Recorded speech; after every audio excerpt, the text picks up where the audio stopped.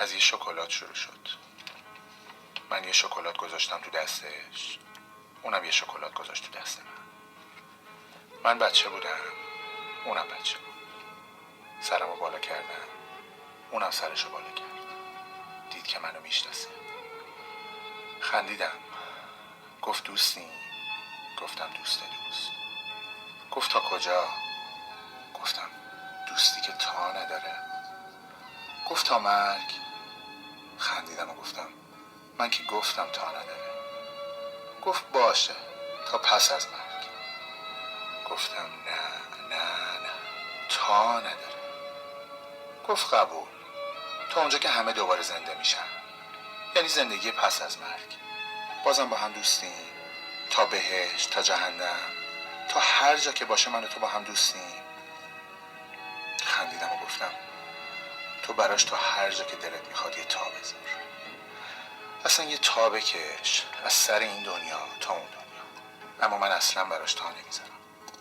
نگام کرد، نگاش کردم. باور نمیکرد. میدونستم اون میخواست که حتما دوستیمون تا داشته باشه. دوستیه بدون تا رو نمیفهمید. گفت بیا برای دوستیمون یه نشونه بذاریم. گفتم باشه تو بذار. گفت شکلات. هر بار که همدیگه رو میبینیم یه شکلات مال تو، یکی مال من. باشه؟ گفتم باشه. هر بار یه شکلات میذاشتم تو دستش، اونم یه شکلات میذاشت تو دست من. باز همدیگه رو نگاه میکردیم، یعنی که دوستیم. دوست. من تندی شکلاتمو باز میکردم و میذاشتم تو دهنم و تند میمیکیدم.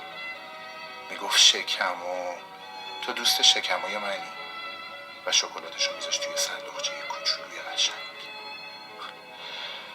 میگفتم بخورش. میگفت تموم میشه. میخوام تموم نشه، برای همیشه بمونه. صندوقش پر از شکلات شده، هیچ کدومشو نخورده. من همشو خورده بودم. گفتم اگه یه روز شکلاتاتو مورچه ها بخورن یا کرما، اون وقت چی کار میکنی؟ گفت مواظبشون هستم. میگفت میخوام نگهشون دارم تا موقعی که دوستیم. و من شکلاتامو میذاشتم تو دهنم و میگفتم نه تا نداره. دوستی که تا نداره.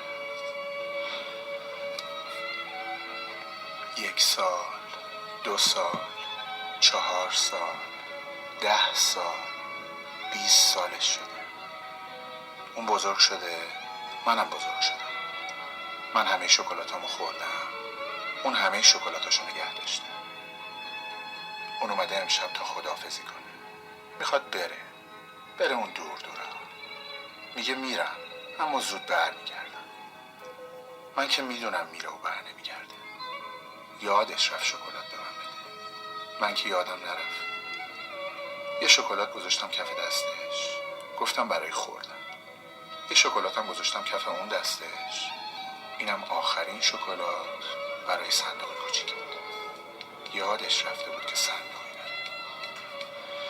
هر دوتا رو خورد. خندیدم. میدونستم دوستی من تا نداره. میدونستم دوستی اون تا داره. مثل همیشه. خوب شد همه شکلاتامو خوردم، اما هیچ کدومو نخوردم.